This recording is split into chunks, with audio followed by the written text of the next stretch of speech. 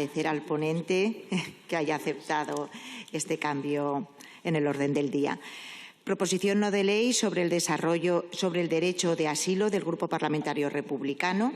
A esta proposición no de ley se han presentado 2 enmiendas de los grupos parlamentarios Socialista y Popular, y ahora interviene para su defensa por el Grupo Parlamentario Republicano el señor Salvador Iduch.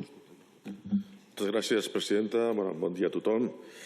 Estic preocupat i per això fem aquesta PNL, perquè crec que el dret d'asil està en perill. El pacte migratori a Europa i alguns discursos que sentim sovint fan que temes que semblaven que estiguessin resolts no ho estiguin.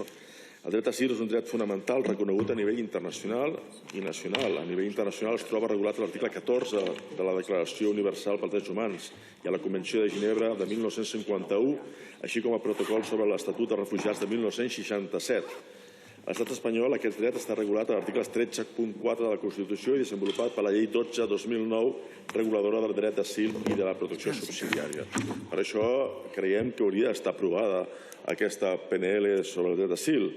El dret d'asil ofereix protecció a tota persona que no pot ser perseguit per motius de raça, religió, nacionalitat, opció política, pertinença a determinat grup social, gènere, identitat de gènere, i creiem que això és de calaix que sigui així. Existeixen diferents vies per sol·licitar el dret d'asil. Una de les que permet és la possibilitat de sol·licitar protecció internacional a les ambaixades i consolats sempre que es trobin en un país diferent de la seva nacionalitat. Per tant, l'estat espanyol, i crec que tots els grups que han donat suport a la política d'aquí hauríem de donar suport, perquè protegir aquestes persones en greu perill per les seves vides és un tema legal i un tema humanitari.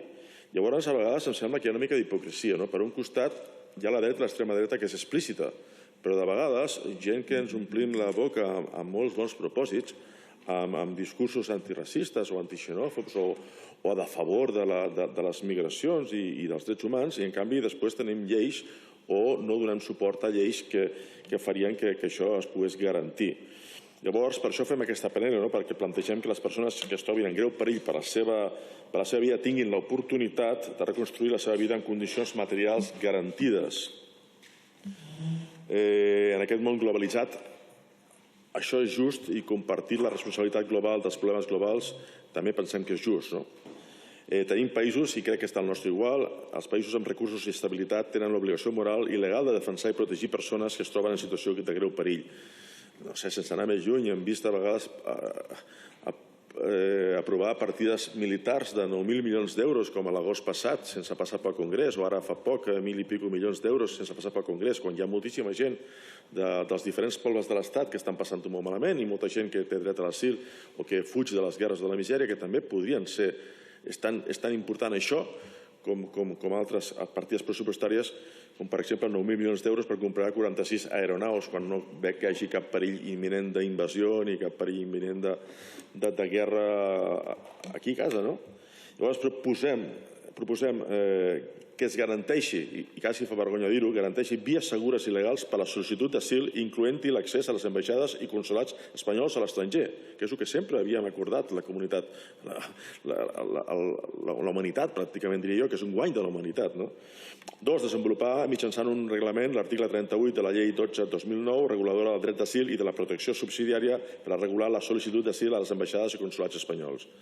Proporcionar les condicions materials i necessàries per a la integració de la persona sol·licitant d'asil, incloent-hi l'habitatge, atenció sanitària, educació i suport en la inserció laboral. Això s'havia fet i era un guany que havia tingut aquest continent. I rebutjar qualsevol forma de criminalització de la migració i desenvolupar una política migratòria basada en els drets humans.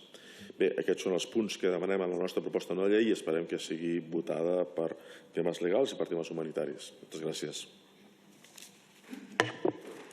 Muchas gracias, señor Salvador. Para defender las enmiendas